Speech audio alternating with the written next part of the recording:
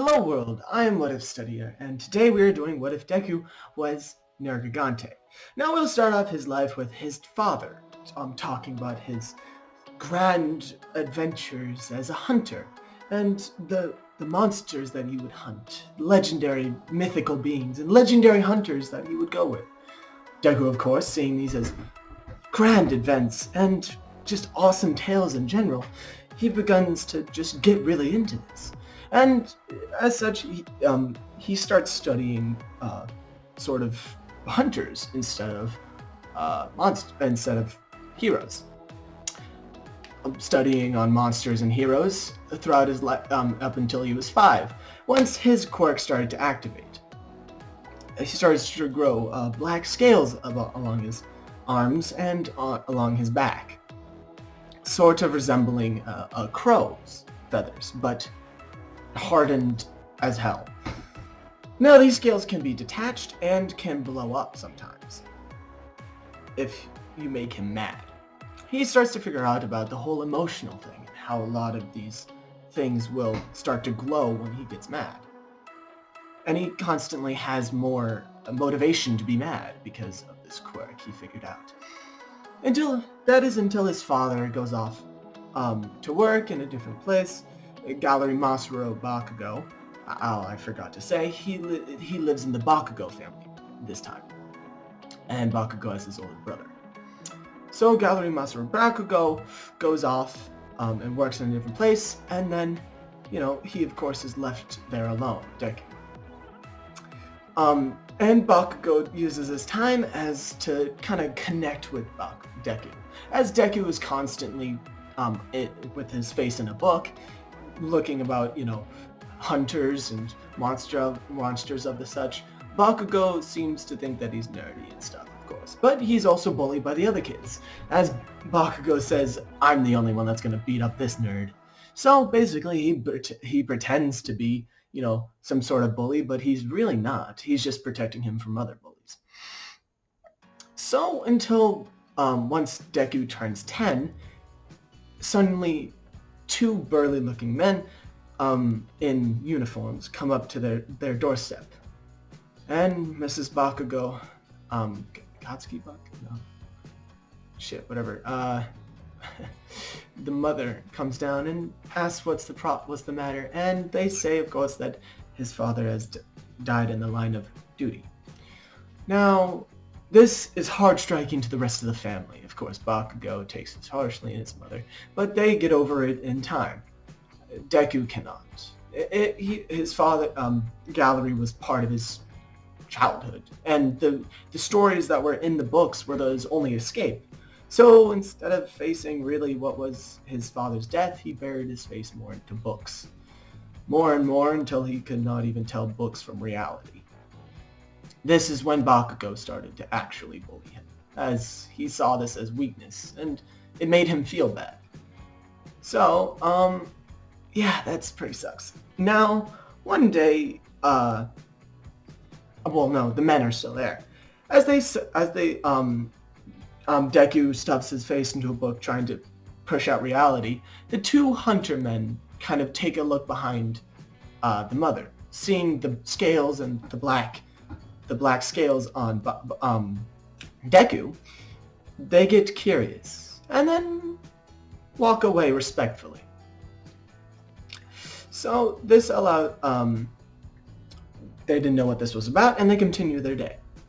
Now later in the day, Bakugo is mad at Deku for just shoving his face in a book instead of facing reality, and punches him over the head, which seems to instantly knock him out. And of course, the mother does not see this because Bakugo is smarter than that. He says, I didn't know it would be that easy. Come on, get up. He doesn't get up. Please? Please? And then Deku, he looks over to his mother and looks back, and then Deku's gone. Suddenly, he feels heavy breathing on his shoulders. Gigantic horns rised over him, glowing red scales above his head, and talons as sharp as a goddamn whittling knife. Deku just starts beating the shit out of Bakugo. Bakugo can barely defend this. But Bakugo fights Deku, and Deku is just destroying Bakugo. I mean, there's nothing really Bakugo can do. Until the men come by. One of them takes out a gigantic sword from the truck that it morphs out of the truck. It's made out of metal and is made for camouflage. Ripping off his clothes, it shows a sheet of metal armor and chain armor underneath. Bakugo wondering, how the hell did they hide that under business clothes? But they continue on, and the other one kicking the side of the truck as the back seat molds into a machine gun, setting the setting the trunk to auto drive. Deku flees the scene, running off down the street as they chase him down, one launching himself and stabbing his sword into Deku's back. The others racing after him, shooting a minigun at him. Most of the bullets bounce off of his scales, and he jumps into a building, smashing the guy on top of him into it. The sword's still stuck in his back, however. He runs throughout the apartment complex, bashing through doors and whole entire buildings, destroying multiple pillars, but getting away in the end. The car cannot go through that. Deku now lives in solitude as he is he searches for ores to eat, something to keep him going. He finds a mine that was abandoned long ago and starts eating ores as fast as he can. This regains all of his strength, and he goes to sleep. When he wakes up, he's full and has a gigantic belly by this point, but he's normal size, just himself. He starts crying because he's 10. He doesn't know what's happening until he hears a voice speaking to him. A sort of spirit. He can tell that it's another one of these dragons. What would it be? It tells him that it's here only to help him, and those men that chased him are only here to destroy him. They want him for his ore. Ore? What do you mean? Your gem. It's what keeps us alive. You unlocked this through a quirk, so I don't know much about it, but come and meet me. So he meets her deep into the mines, which turns out to be Masunune, which is a hell of a dragon. Just crazy shit. She starts to explain everything to him about the dragons and the elder dragons and how they were unreleased. And he says that was all real. So once he figures out this is all real, he's amazed, he's happy, but he's also sad about his dad dying. But the eternal dragons are still out there. And a lot of these hero agencies that have sprouted up recently know about them. They've been hunting them down, such as those men that were hunters, New Age hunters. And you are now one of the eternal dragons, not one of the elder. Because he's new, not that old. He's not causing destruction. The old ones are the ones that are doing that. So he needs to hunt them down faster than the hunters that are hunting them down naturally. To gain their gems, he will gain power through them. Now he already has a bit of power, but he can only activate it through rage. The more of the gems that he gathers, the more he can activate it without using rage. So he goes out and tries to defeat multiple elder dragons, facing off against them. I will not narrate them here. If you want me to narrate them, please put a comment down below. Now, Deku, after chasing through these things a long time, losing, it goes to either side, really, the hunters, but he still has that sword wound in his back. Now he finally takes out this, the sword he cannot get, and Masunune didn't even notice. And he can't take it out because he can't reach into his back. The sword enlarges with him and shortens with him. So it's tiny as a toothpick and then giant as the normal size when he's in his biggest form. That's part of the power of the new order, new hunters.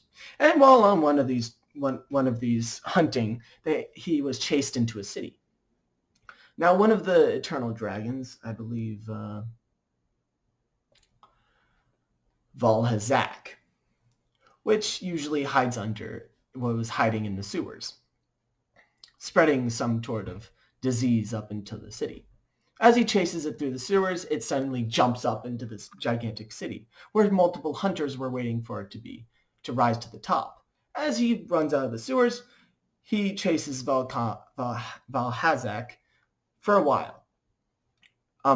Trying to defeat the rest of the hunters was quite the task, and Valhazak escaped over this gigantic arena.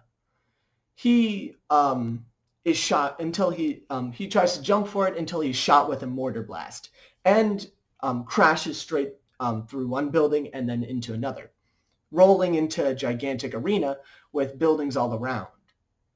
He wonders where he is, as there's a gigantic robot standing above him. He dodges out of the way, sprouting wings this time, which he didn't even know he had, as he looks up, seeing a gigantic robot. And then a gigantic explosion around the robot's head, completely decapitating it as it falls down to the ground.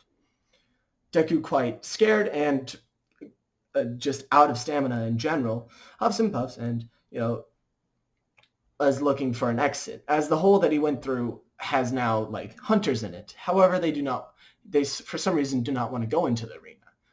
This is because they do not want to be seen by any people that don't know about the elder dragons. It's kind of like a secret thing. They don't want people to be freaked out by them. So Deku stays in the arena. As he looks behind him, he sees Bakugo just staring at him like, what the? Are you one of the robots? Answer now or die. As he kind of, does his Bakugo thing. So basically, Bakugo threatens him a little bit, but then Deku kind of reasons with him listen, it's me, and calms down a little bit. And then Bakugo's like, holy shit, Deku? Nerd? He's like, yeah, asshole. He's like, yo, fucking what? Anyways, I gotta get more points. As Robot comes up behind him, he just right in the face, and it just destroys it completely.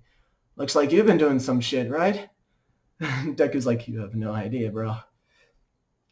He takes out one of the gems that he got from Valhazak, out as he kind of crushes it into his scales. It starts to vibrate throughout all of his scales, kind of making him shiver. Now he can activate his wings much easier. So he says, well, this has been useful, but I think I have to go. And that's it. And they call it, and they're like, hey, everybody that wants to join, get in. So basically he's like, I mean, all right. All the guys are still waiting outside, just you better not come out here, or we're gonna mess you up. So he kind of goes in just concedingly, yeah, okay, this is fair enough. I'm just gonna go head in, and everything's gonna be fine. Bye, guys. So once they take him in, they give him. They're like, we remember you. You destroyed the whole entire arena, which is an impressive feat by itself, and you might be especially accepted. And he's like, I don't even know what I'm being especially accepted into. So suddenly he gets into UA on accident by smashing into the arena and nobody knowing what the fuck he's doing, and also just the sheer power of what he had just shown was enough for people to be like, yeah, he should get in. So what if he didn't kill any of the robots? Whatever.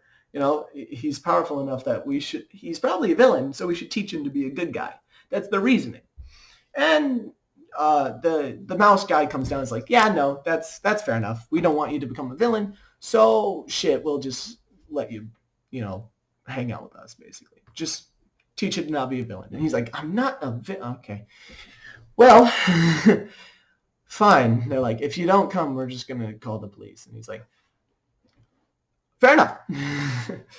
So they force him to go to each of the classrooms. So when he first gets into his classrooms, everybody's predictably resistant to him. I think that'll be it for this time. Thank you so much for watching, and Goodbye, world. See you just sometime. Bye.